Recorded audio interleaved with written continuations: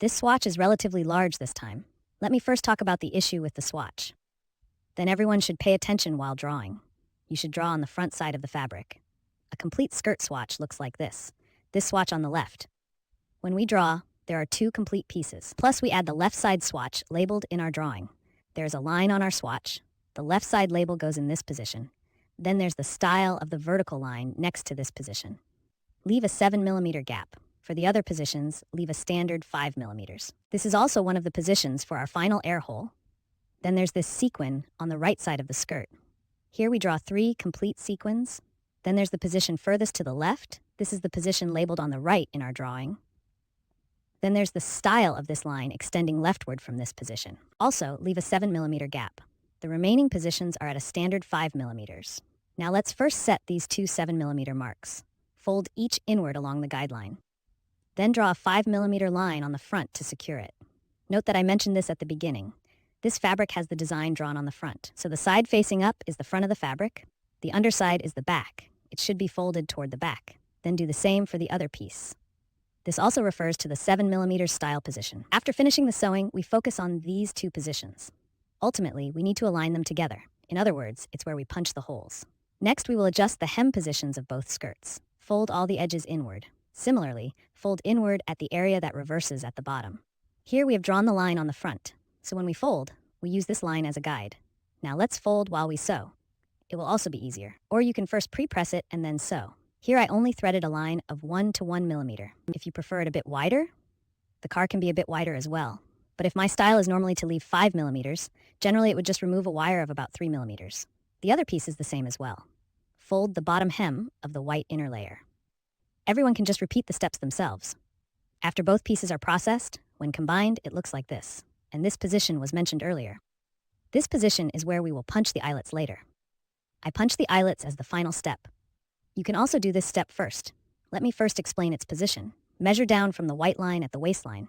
Punch an eyelet every 1 centimeter. Specifically, how many eyelets should be punched? You can do it based on your preferences. You can also base it on the quantity shown in my finished product diagram. In any case, the spacing between each eyelet is 1 centimeter, because both sides need to have an eyelet punched. Next, we will first mark the position of the waistband. Both sides indicate where the waistband is marked. If marked, it should be with double lines, on both the left and right sides of the white line. Each should be marked 2 millimeters apart. Therefore, all should be marked. The stitch spacing of the pull line can be slightly widened. The stitch spacing I am using here is 4. Then let's take a look at the waistband. For the waistband, we will follow the dimensions given in the blueprint. Additionally, add 5 millimeters for the cutting style. Then we need to make some marking points. First, fold this fabric in half. Fold it in half to find its center point. Make a mark at the center point, then to the left of the center point. How many centimeters to the left? You can see that it is written on the drawing. For example, move 1.5 centimeters to the left. Then you measure 1.5 centimeters to the left. Make a mark. This is the mark we will make later. This position is away from the center point. The distance here is 1.5. What is the specific amount? You can see what is written on the drawing. We don't need to concern ourselves with the marker at the center point. The main focus is on this marker point that is further left. Take out these two pieces for which we previously drew the lines. Now we need to pull this area at the waist. The dimensions after pulling the left piece, they are the same as this position. After pulling this right piece, it will be the same as this position. While pulling, we will also tighten the two baselines that we drew earlier. Pull this piece out. It feels a bit tight on one side. You can pull from the other side. Adjust both sides a bit. Once the dimensions are confirmed to be consistent, we can then proceed to attach the waist. Before we attach the waist, we need to note one more thing. We need to combine this position together. When we arrive at this spot with the car, there should be no gaps in between. The position where they join together. That's the marked point slightly to the left where we are sitting in front. We have sewn from the front to this point. Then we'll combine another piece of material like this. Next, we'll continue sewing forward along the line. Now let's officially begin sewing. Here we have the front sides facing each other. The skirt fabric at the bottom is facing up, which is the front side. This refers to the smaller skirt piece on the left that we began with. Align the waist seam with the lower seam. Next, we'll sew along the line. Sew to 1 stitch before the marked point, and then stop. At this point, the skirt piece at the bottom has also been completed. Then we will align the other skirt piece. Next, continue sewing down the front part. After sewing, we will check it right away. It's the position where the two pieces of fabric are sewn together. Is it joined together in the middle? Are there any gaps? If they fit together perfectly, we can proceed to the next step. If there is a gap in the middle, then you need to slightly dismantle this section. Ensure that it's merged together in the middle. Just make some adjustments to it. Next, we'll go through the steps. We need to work on this waistband because I'm using black fabric for this. It might be difficult to see this part of the waistband, so I will use another piece of fabric here. I'll demonstrate this step for everyone, even though the fabric used is different, but the method for making the waistband remains the same. Here we continue from the previous video. I'm using yellow fabric here, which stands out more. Earlier, we had already sewn the waistband to the skirt. Then we lift the recently sewn area upwards. Scrape it with your nails or press it lightly to make it smoother. Next, take the other edge of the waistband, fold it inward along the stitching line. It looks like this after folding. Then we combine the crease we just folded with the position stitched below to join them together. Then along the edge's seam, mark a short line. After marking, it looks like this. Then we use the same method to mark the other side as well. After marking both sides, we focus on the position next to the seam. Trim a little bit, then turn them to the front. Expose this part of the nail. You can use tweezers to assist. After flipping, we look at the reverse side. The crease at this position. We need to hide the position of this line. You can sew this position together using the long stitch method. You can also draw a clear line on the front. Fix this area. Here, I first ensure that the back is secure. Directly mark a clear line on the front. Once the clear line is marked, the positions on the two sides.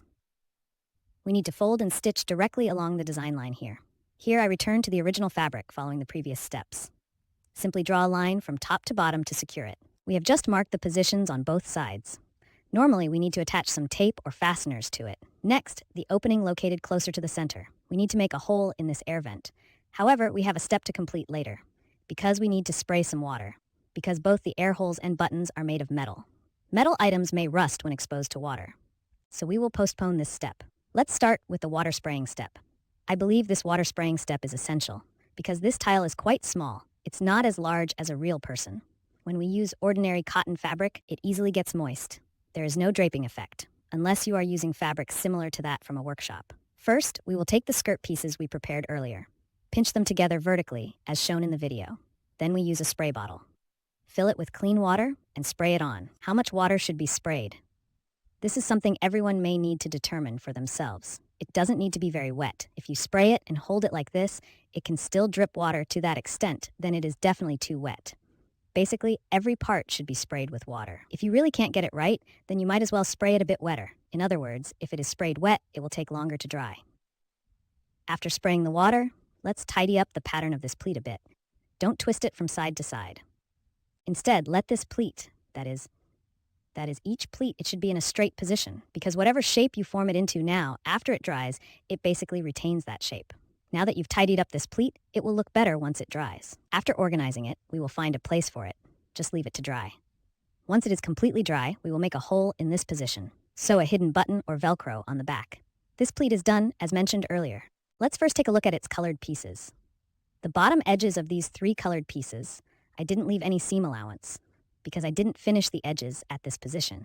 If, at the bottom edge and the end, if you want to fold the edges up inward, then you can leave some seam allowance for yourselves. Next, we have our 2 back pieces. The positions of these 2 openings at the back are, at least 7 millimeters of seam allowance should be left. Finally, we need to address these 2 positions and sew them together along the seam allowance line. Then use a hidden button or Velcro to connect it, also on the front. There are 2 parallel diagonal lines like this. These 2 lines indicate the direction of our decorative strip. When drawing, we can bend one of the lines, then align it with the bottom edge. We will draw this line. Pay attention to the position of this line. We need to draw on the front side of the fabric. Then take out the decorative ribbon that has been cut to size according to the pattern. This is the decorative ribbon that has been cut to size. Because I made the fold at the position of this edge earlier, so the edge of this top side, align it with this line. Then we will sew a few stitches temporarily in the nearby area. Sew a few stitches to hold it in place temporarily. Once secured, it will look like this. Then I have a heart-shaped button at the top. This button is actually a type of decorative button. We can just thread it in directly. Then we take out one of the back pieces. Sew the sharp seam position together with the front sides facing each other. After sewing, we unfold the front and back pieces. The structure at the sharp seam position spreads to both sides. It can be turned to the front. Sew a straight stitch on both sides of the sharp seam position. Make it a little flatter. If this straight stitch is not sewn, you can also iron it flat. First, let's address the area where the embroidery gathers. Here, I am using a lightweight fusible interfacing.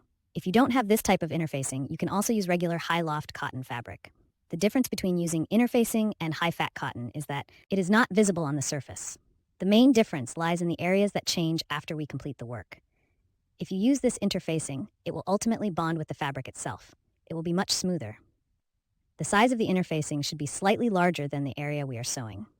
Then we will position them face to face. Just follow the thread to sew the car. Please note that the front side of the fabric I am pressing is the smooth side, that is to say the non-sticky side.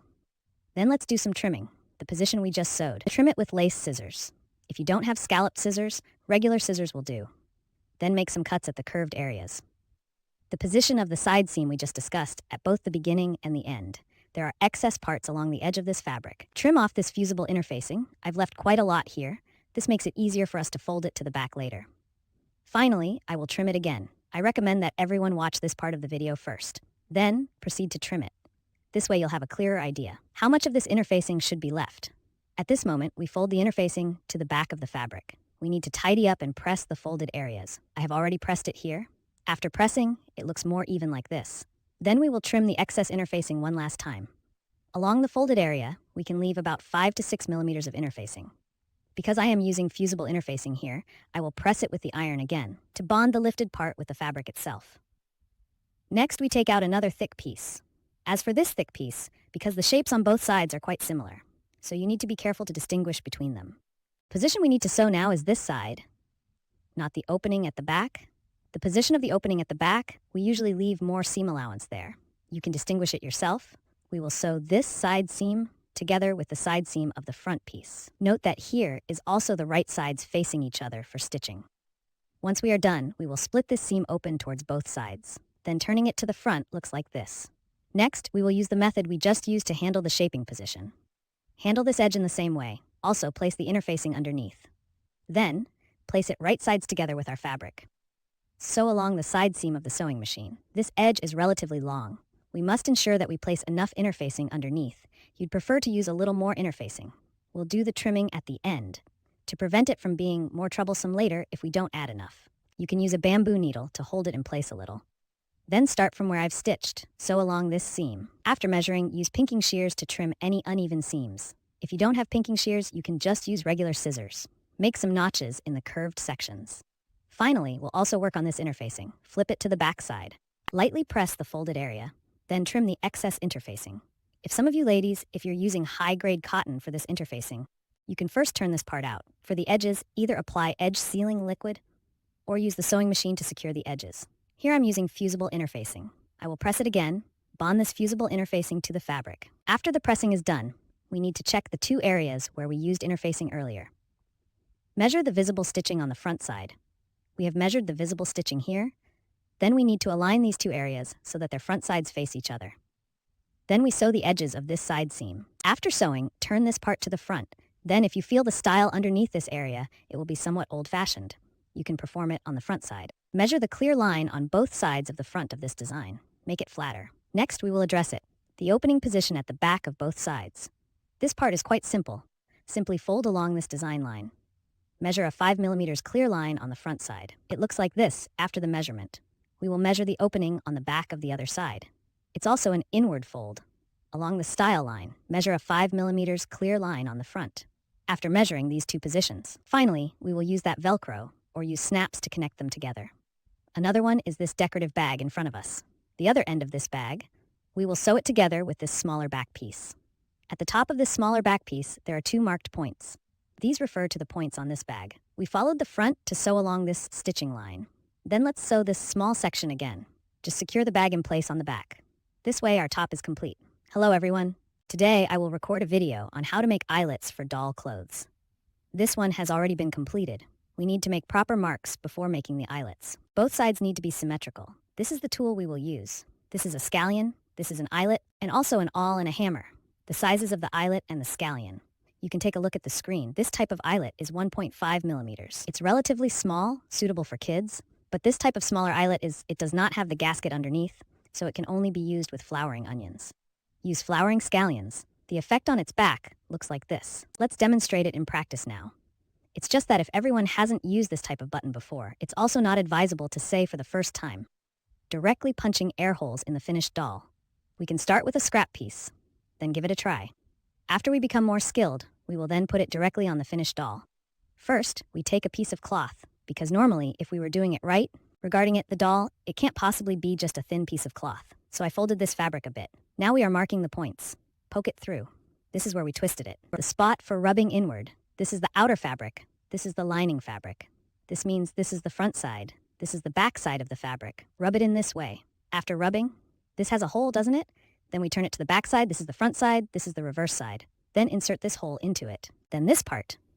Next, we will put this air hole button. This is the top of the air hole button. Flip this over. This is the bottom. Then we do it this way. Put it through here, insert it in. This has a specific function. Then slowly insert it. Hole. Good. You can take a look. We have now pushed it through.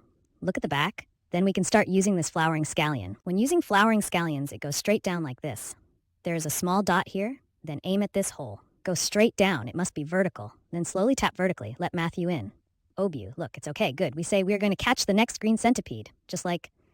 Then we will open again. We'll lion. Speed bridge. That's right. Fan the pig. Difference. Come over Viersen his view clock. Do. Alright. This is how it looks after being hammered. Then use a hammer to tap its surface again. Because after all, this is directly worn on the base. This garment for digging. If the edges are too sharp, it might damage the skin on the base. So after we finish it, you need to touch it with your hand. Touch it like this. If there are any sharp areas, make sure to hit it a few more times with a hammer. Make sure there are no issues. Our TNC is now complete. Now let's demonstrate the long needle method. First, the thread end is hidden inside the fabric. We need to pull the needle out from the fabric. Align the needle point with another piece of fabric above. Can we see it directly from this point? This point is the same as this point. Then we enter this place from here and exit. The distance between the competitive needle and the output needle here is about 3 millimeters. It's okay if you can do it a bit more tightly when you do it. Then, at the same spot on the cloth below, embroider the needle. About 3 millimeters of needle exposure next door. The next step is also repetitive. It's just about doing it up and down repeatedly. Once the oral suturing is done, you can pull this thread tight. Directly finish with a knot. Then thread the needle through the fabric. Pull it a little tighter. The thread end has been hidden in a needle protrusion of about 2 millimeters. Is there anyone who is skilled in OV?